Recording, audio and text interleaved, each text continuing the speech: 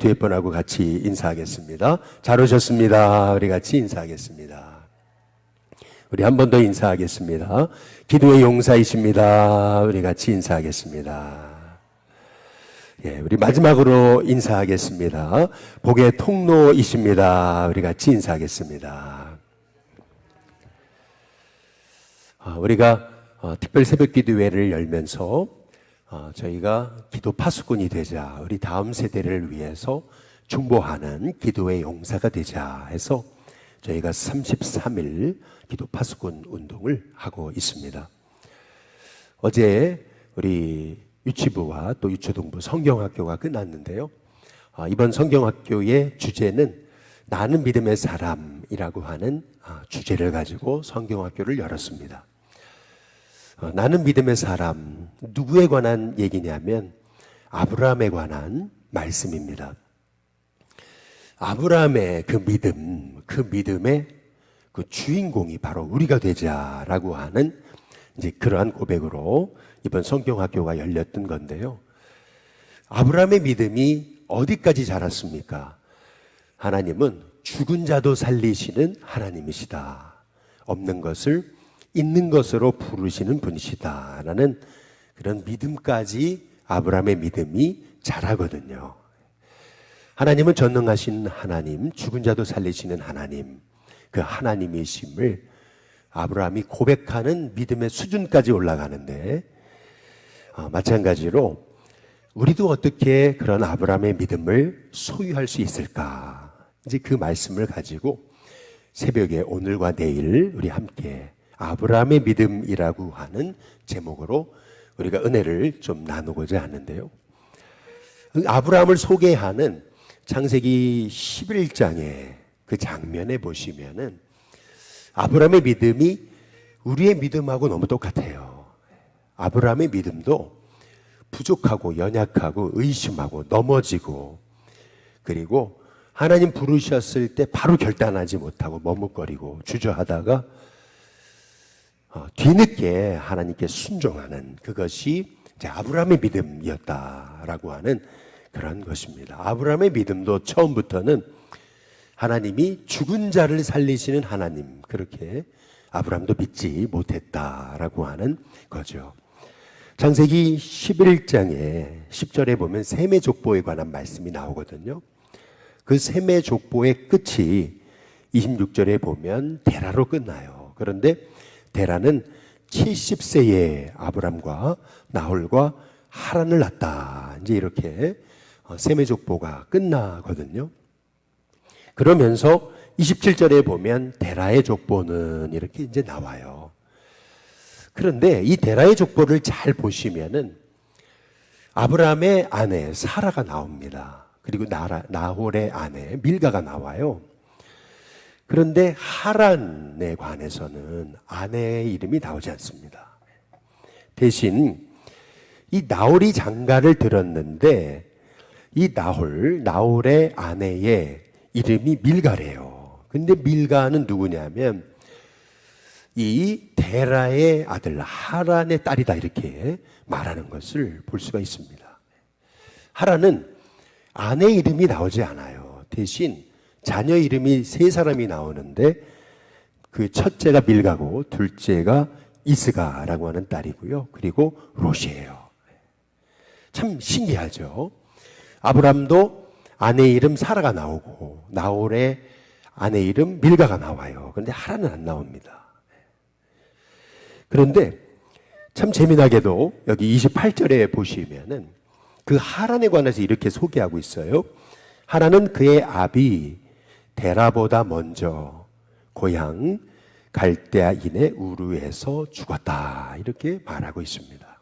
여기 고향 갈대아인의 우르에서라고 하는 이 말의 의미는 헬라어적인 히브리적인 원어적인 의미는 뭐냐면 아버지가 지켜보는 면전에서 죽었다라고 하는 이제 그런 뜻입니다. 이 말씀을 성경학자들은 이렇게 이제 해석하기도 합니다. 하란은요, 아내 이름이 안 나오잖아요.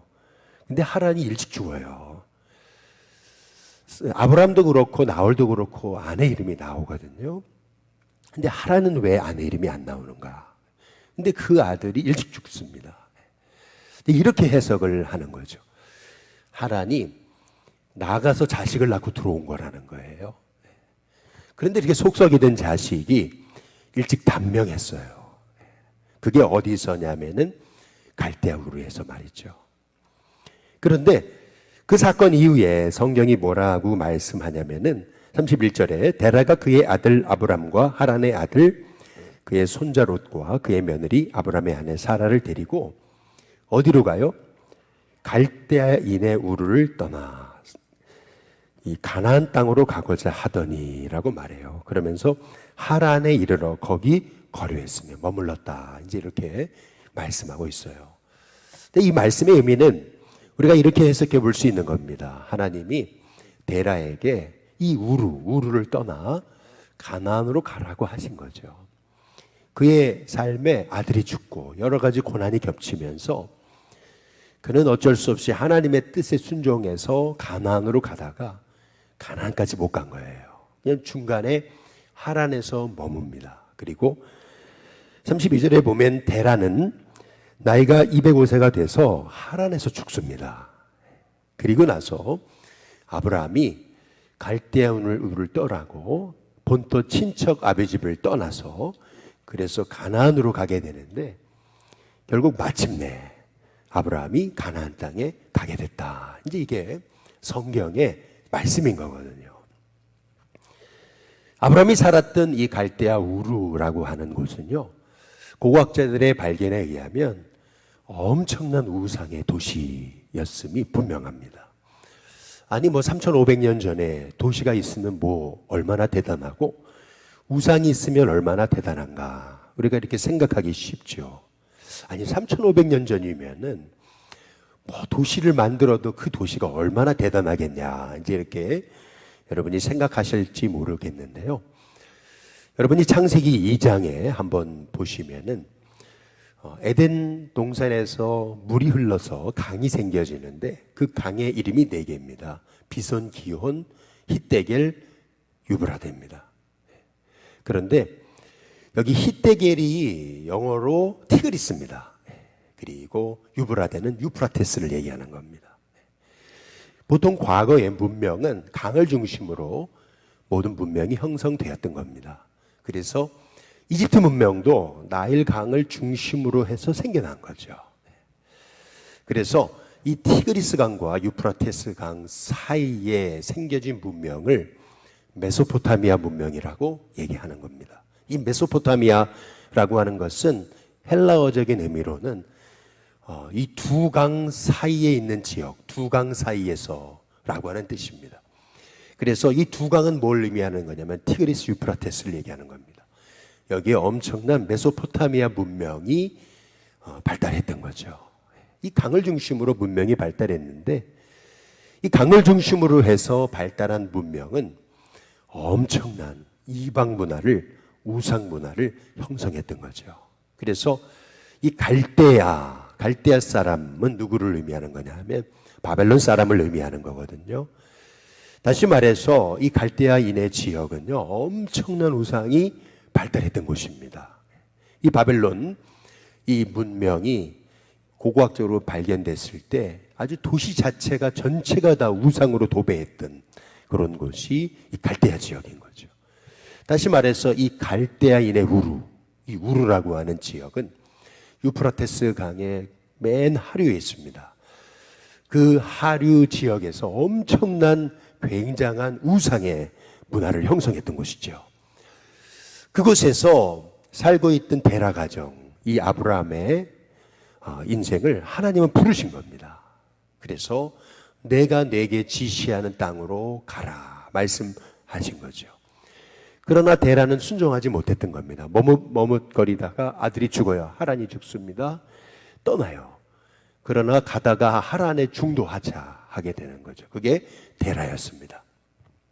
다시 말해서 데라는 어찌 보면은 믿음의 사람의 모습을 보여주지 못한 그러한 사람이 분명한 거죠.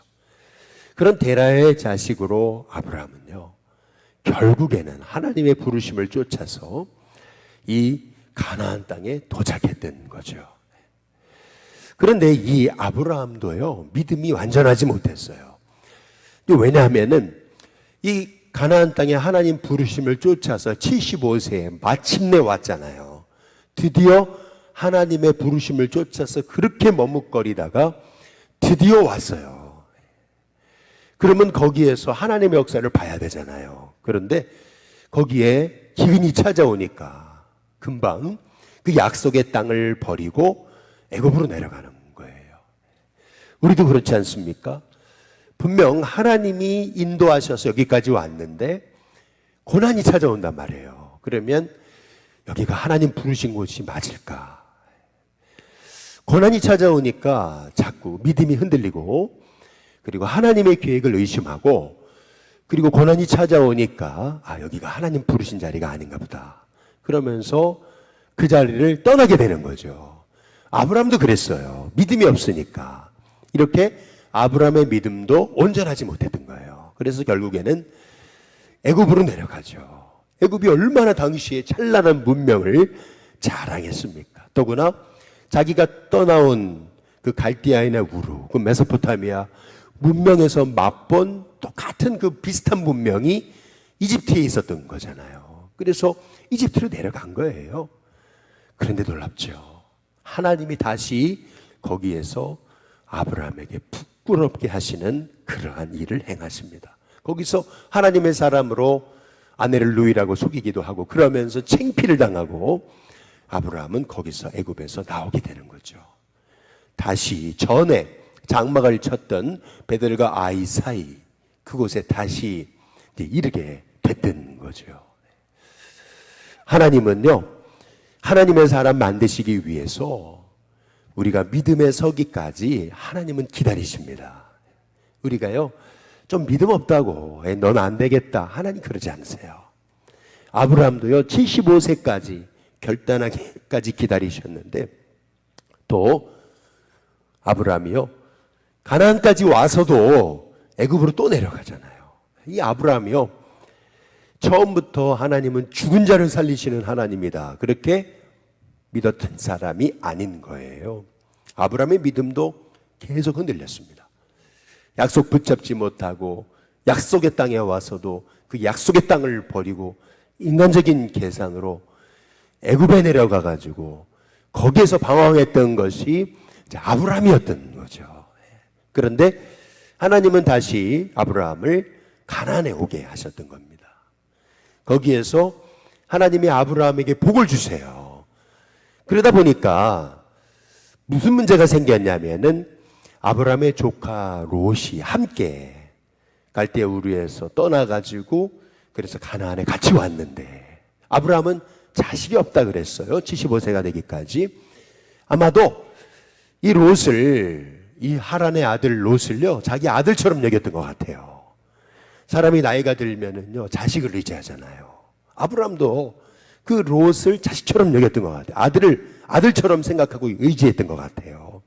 근데 문제가 생겼어요. 그게 뭐냐면은 아브라함의 가축들이 많아지고 롯의 가축도 많아지다 보니까, 그러니까 땅은 한정되어 있는데, 그러니까 세력 다툼이 이제 생겨지게 된 거죠. 보통 인간관계라고 하는 것은요 당사자의 싸움이라기보다는 꼭 밑에 있는 사람들이 서로 싸우다가 윗사람한테 와가지고 누가 그렇다더라, 누가 그랬대요, 이제 이 말들이 계속 들리면서, 그래 그 사람이 그랬어, 그럴 리가 없는데, 이제 그러다가 아니 그렇지 않아요, 이랬어요, 이렇게 되면은 그래 정말 그럴까, 그러다가 아니 정말 그랬어요, 그러면 마음에서 사람들이 하는 말을 듣고서 딱 선입견을 가져버리게 되는 거거든요. 그래서요 우리가요 어떤 사람을 직접 만나가지고 같이 대화하고 교제하기 이전에 누군가를 통해서 들은 얘기만 가지고 누군가를 판단하는 것은 내 인생에 엄청난 실수를 하는, 하나님이 주신 만남의 축복을 누리지 못하게 되는 그런 결정적인 우리의 실수가 되는 거예요.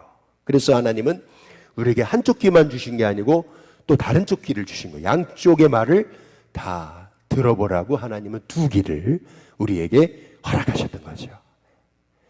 근데 너무 아브라함과 롯의 이 재산이 많아지고 목축이 많아지니까요. 이 양들이 많아지니까 같이 동거할 수가 없어요. 그러다 보니까 이제 둘이 갈라서게 되잖아요. 근데 아브라함은 하나님의 사람이에요. 이 롯에게 얘기하죠. 우리가 같이 친족인데, 형제인데, 우리가 가족인데 우리가 이렇게 싸워서 되겠냐. 네가 우하면 나는 좌하고 네가 좌하면 나는 우한다. 네가 먼저 네 좋은 거 선택해라 라고 얘기하죠. 여러분, 이게 어른입니다. 아브라함이 어른이에요. 자기가 자기 거 좋은 거 먼저 챙기고 네 그다음 너 가져, 그게 아니고 아브라함은 네가 먼저 좋은 거 선택해라. 참 멋있는 인생이죠. 믿음은 없었어도 아브라함이요, 참 인격적으로는 넓은 그릇의 사람이라는 것을 알 수가 있는 거죠.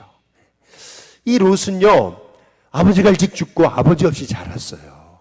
그래서 그런지 몰라도 이 롯은요, 아주 덜커덕 덥석 자기 좋은 거 선택하죠. 그게 소돔과 고모라였던 거죠. 그 소돔과 고모라를 성경은 뭐라고 이렇게 표현하고 있냐면, 창세기 13장에 12절에 보면은 이렇게, 11절에 보면 이렇게 얘기합니다. 10절에 보면 이렇게 얘기합니다. 여호와의 동산 같고 애굽 땅과 같았다. 이렇게 얘기해요. 이 소돔과 고모라가 여호와의 동산 같고 무슨 땅과 같았다고요? 애굽 땅과 같았다. 이렇게 얘기하잖아요. 이 아브람과 롯은요, 메소포타미아 문명 갈대아 우르라고 하는 엄청난 도시에서 나온 거거든요. 그랬다가 애굽도 갔다 왔잖아요. 애굽이 얼마나 좋은지 봤잖아요. 그런데 소돔과 고모라가 그렇게 멋진 땅으로 보여졌다라고 하는 얘기죠. 사실 그렇게 소돔과 고모라가 엄청난 문명을 자랑했던 곳임을 알 수가 있는 거죠. 그래서 이 롯은요, 그 소돔과 고모라를 덥석 선택을 하는 거예요. 그런데 창세기 13장 14절에 보면 성경이 이렇게 얘기하죠. 롯이 아브라함을 뭐한 후에요? 떠난 후에 하나님이요, 아브라함을 홀로 서기를 하십니다. 홀로 서기를 하나님이 훈련을 시키시는 거예요. 여러분, 결국 인생이란 홀로 서는 거고 결국 믿음이란 홀로 서는 겁니다. 하나님 앞에 단독자로 1대1로 서는 거예요. 하나님은요, 야곱을 이스라엘 만드시기 위해서 야복 강가에서 홀로 서게 하십니다. 거기에서 하나님과 1대1로 만나게 하시는 거죠. 마찬가지예요. 결국 믿음 생활이란 뭐냐? 사람 의지하는 게 아니고 하나님 바라보는 거예요. 하나님 의지하는 겁니다. 하나님 앞에 1대1로 서는 거예요. 그래서 여러분의 마음에 있는 모든 것을 토해놓고, 하나님, 제 인생에 하나님밖에 없습니다. 하나님만이 내 힘이시고 피난처십니다. 여러분이 정말 하나님께 마음을 다해 기도할 때 하나님은 그 기도를 반드시 들으십니다. 지금 아브라함이요, 롯을 떠나보냈어요. 아들같이 여기든 그 아들같이 의지하던 롯을 떠나보냈을 때 아브라함의 마음이 얼마나 외롭고 힘들었을까요? 그런데 아브라함이 롯을 딱 떠나보냈을 때 하나님이 아브라함에 나타나시죠. 그때 뭐라 그러세요? 14절에 여호와께서 아브라함에게 말씀하십니다. 너는 눈을 들어봐라. 이 말의 의미가 뭘까요? 그동안에는 계속 롯만 바라본 거예요. 롯이 자기 인생의 소망이었어요. 그런데 이제 아브라함에게 눈을 한번 쫙 들어봐라. 그러니까 하나님의 계획에 대해서 눈을 떠봐라, 이 얘기죠. 눈을 들어 너 있는 그 자리에서 북쪽과 남쪽과 동쪽과 서쪽을 한번 바라봐라. 그러면서 15절에 보니까 보이는 땅을 내가 너와 내 자손에게 주리니 영원히 이르리라. 하나님이 이렇게 말씀하십니다. 여러분, 오늘 이 말씀을 통해서 우리가 알게 되는 것은, 여러분, 믿음이란 뭐냐 했을 때 믿음이란 바라봄입니다. 하나님은 우리에게 하나님의 계획을 바라보게 하시는 겁니다. 끊임없이 하나님의 계획을 바라보게 하셔서 그렇게 흔들리던 우리의 믿음을 세워가시는 거예요. 그런데 우리가 이 믿음의, 아브라함의 믿음에 대해서 우리가 잊지 말아야 되는 게 있습니다. 그것은 뭐냐면은, 아브라함이라는 사람이 대단해서 아브라함이 죽은 자도 살리시는 하나님을 믿을 수 있는 게 아니었습니다. 아브라함의 믿음은 하나님이 아브라함에게 주신 최고의 선물이었던 거죠. 내가 믿어야지 해서 믿어지는 게 아닙니다. 하나님의 약속을 바라보게 될 때 하나님이 내게 그 하나님의 약속이 믿어지는 은혜를 우리에게 허락하시는 거죠. 그래서 믿음은 뭐냐 했을 때 믿음은 나의 노력과 행위로 주어지는 게 아니고 믿음은 하나님이 내게 주시는 가장 큰 선물인 거예요. 그래서 너희가 그 은혜에 의하여 믿음으로 말미암아 구원을 받았으니 이것은 너에게서 난 것이 아니고 하나님의 뭐라고요? 선물이다. 그래서 내게 이렇게 하나님은 죽은 자도 살리시는 하나님이시라는 것을 믿을 수 있는 이 믿음을 갖게 된다는 거, 이거는 하나님이 내게 주시는 가장 큰 축복이고 선물인 거예요. 그런데 그 믿음을 가지려면 그 믿음이 어디서 생겨지는 거냐면 하나님의 말씀, 이 약속을 바라봐야 되는 겁니다. 그래서 하나님은 아브라함에게 동서남북을 다 한번 바라봐라 그러면서 네가 지금 보고 있는 저 바라보는 그 땅 너에게 준다. 뿐만 아니라 16절에 내가 내 자손이 땅의 티끌같이 하리니 사람이 땅의 티끌을 등이 셀 수 있을진데 내 자손도 세리라. 이 말의 의미는 땅의 티끌을 셀 수 있다라는 말의 의미라기보다는 이거를 가정법으로 보시면 됩니다. 만약에 땅의 티끌을 셀 수 있다면 네 자손도 이렇게 셀 수 있을 것이다. 이 말의 의미는 어떻게 땅의 티끌을 세요? 못 세요. 그 정도로 하나님이 네 자손을 많게 하시겠다라고 하시는 약속의 말씀이죠. 뿐만 아니라 17절에 보면 너는 이제 일어나 봐라 그렇게 얘기하시죠. 그리고 그 땅을 종과 횡으로 두루 다녀봐라. 그 땅을 밟아라.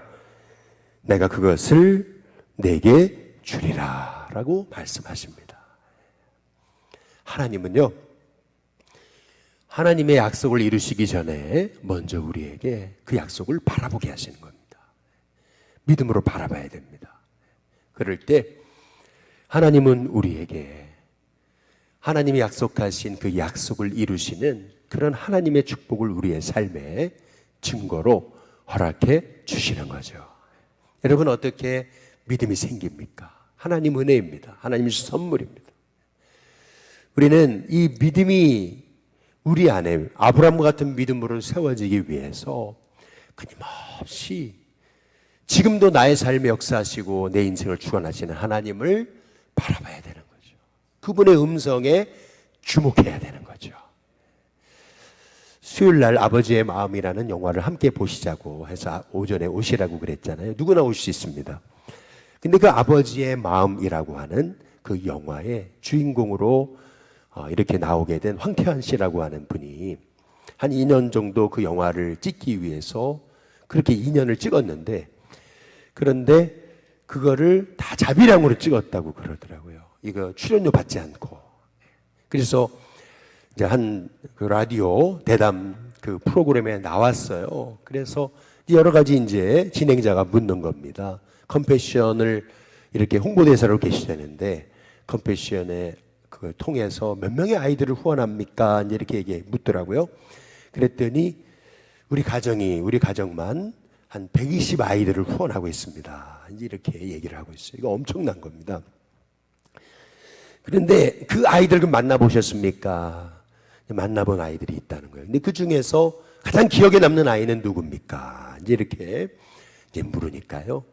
이 황태현 씨가 얘기를 하는 거예요. 뭐라 그러냐면 케냐에 갔을 때 그 케냐에서 한 아이를 만났는데 마침 그 아이가 살던 그 집이 불이 났대요.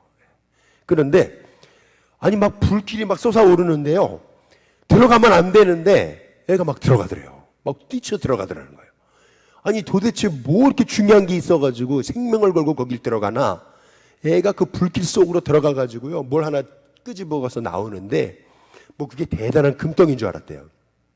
근데 애가 불길 속으로 뛰쳐들어가 가지고 꺼내온 게 뭐냐면은 그냥 이런 종이 쪽지였다는 거예요. 종이 쪽지.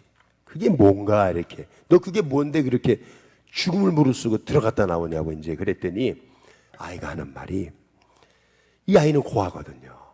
아버지 엄마가 없어요.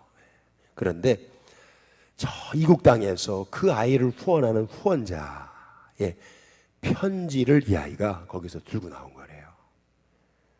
이 아이는요, 이 후원자분이 너는 하나님 사랑하셔. 너는 하나님의 아들이야. 너같이 귀한 사람이 없다. 내가 널 위해 기도하고 있다. 예수님은 널 사랑하신다. 근데 이 얘기를요, 그 아이가요, 하나님의 음성처럼 여긴 거예요. 그 편지가 그에게는 너무 소중했던 거예요. 그래가지고요, 그 편지를 잃어버리지 않으려고 애가 뛰쳐들어가가지고 그걸 빼온 거예요. 그러면서 이런 얘기를 하는 거예요. 누군가에게는 그런 편지가 뭐 아무것도 아닌 종이 쪽지로 여길지 모르지만은 그렇게 부모가 없어가지고 절박한 아이들한테는 그런 그 정말 얼굴도 보지 못한 그런 사람의 그 사랑이 이 아이들을 존재하게 하는 그런 이유라고 하는 거라는 거죠. 여러분, 아브라함 링컨이요, 이렇게 저격당해서 암살당했을 때요, 아브라함 링컨의 주머니에서 그 지갑 안에 있었던 게 있었대잖아요. 그게 뭐냐면요, 아브라함의 링컨의 지갑에 뭐가 있었을까 이렇게 보니까요, 신문 쪽지 하나가 있었다 그러잖아요. 그 신문 쪽지는 이렇게 쓰여져 있었다잖아요. 이 세상에서 가장 훌륭한 대통령 바로 아브라함 링컨이라고 써 있었다잖아요. 남북전쟁으로 인해서 수많은 비판과 비난을 받았기 때문에요, 아브라함 링컨은 끊임없이 갈등에 그는 이렇게 휩싸였던 거죠. 내가 잘하고 있는 건가. 그런데 한 신문 기사가 정말 지구상에서 가장 훌륭한 대통령 아브라함 링컨이라고 해놓은 그 기사가요, 이 링컨에게는요, 낙심이 되고 절망이 될 때마다 그거를 또 펴서 보고 또 펴서 보고 또 펴서 보았던 흔적이 그 신문 기사가 이 지갑 속에 있는 것을 통해서 알 수 있었다 그러잖아요. 여러분, 누군가에게는 별것 아닌 말이 누군가에게는 그 사람을 살리는 주님의 음성이 될 수도 있다라는 거죠. 그런 의미에서 아브라함이요, 롯을 떠나보낸 다음에 하나님이 너 눈을 들어서 동서남북을 한번 바라봐라. 내가 그 보이는 땅을 다 너에게 준다. 그 하나님의 음성이요, 아브라함의 인생을 살리지 않았을까요? 아브라함의 믿음을 드디어 이제 진짜 하나님만 의지하는 사람으로 세워가지 않으셨을까요? 그래서 결국 우리의 믿음도 이렇게 하나님과 1대1로 서가지고 하나님이 내게 주신 음성 말이죠. 그 음성을 붙잡아야 돼요. 그 음성 붙잡으면은요, 늘 흔들리고 늘 넘어지고 사람 의지하고 환경 바라보고 넘어지는 내가 그 환경을 딛고 일어서가지고 하나님의 약속을 붙드는 하나님의 사람이 될 수 있는 거죠. 여러분, 예수님도요, 공생애를 시작하시기 전에 세례요한에게 세례 받으시잖아요. 근데 그때 하늘로부터 음성이 들려오잖아요. 이는 내 사랑하는 아들이요 내 기뻐하는 자다. 그렇잖아요. 예수님이 십자가를 지시기 전에 변화산에 올라가셨을 때 그때에도 똑같이 들려왔던 음성, 그것은 이는 내 사랑하는 아들이요 내 기뻐하는 자다. 그 음성 듣고 예수님은 공생애를 시작하신 거고, 그 음성을 듣고 예수님은 십자가를 지신 겁니다. 여러분, 그렇다면 우리에게도 우리의 믿음이 자라는 비결이 뭘까요? 단순히 내가 믿어야지 해서 믿어지는 게 아니에요. 나에게 말씀하신 하나님, 그 말씀하신 사건이 필요해요. 그래서 그 말씀하신 주님의 약속을 붙드는 거예요. 1대1로 하나님을 만나가지고 하나님이 내 널 택하지 않았냐? 내가 널 택했으니까 네 인생은 내가 책임진다. 여러분 하시는 그 음성을 우리가 들어야 돼요. 그걸 바라봐야 돼요. 여러분, 그것이 믿음이, 우리의 연약했던 믿음이 죽은 자도 살리시는 하나님을 만나게 되는 비결입니다. 오늘 이 새벽에 하나님 우리로 하여금 정말 그 약속의 말씀을 붙들 수 있는 하나님과 1대1의 사건, 그 주님의 나를 향한 음성을 들을 수 있는, 그래서 끊임없이 주님을 바라볼 수 있는 그러한 믿음의 사건이 우리 가운데 있게 하옵소서. 기도할 수 있는 저와 여러분이 될 수 있기를 주님의 이름으로 축복합니다. 우리 시간 선포하겠습니다. 우리 같이 우리 7월 24일 월요일 날 우리 오른손을 들고 우리 함께 선포하겠습니다. 나는 소금이다. 다 같이 시작. 나는 소금이다. 내가 있는 모든 곳에서 나로 인해 선한 변화가 일어날 것이다. 한 번 더요. 나는 소금이다. 내가 있는 모든 곳에서 나로 인해 선한 변화가 일어날 것이다. 마지막으로요. 나는 소금이다. 내가 있는 모든 곳에서 나로 인해 선한 변화가 일어날 것이다. 할렐루야. 예, 오늘 내 말씀 붙잡고 우리 함께 찬양 부르시고, 하나님 제게도 아브라함의 믿음을 허락해 주옵소서. 이 시간 간절하게 합심하여 기도하는 시간을 갖겠습니다.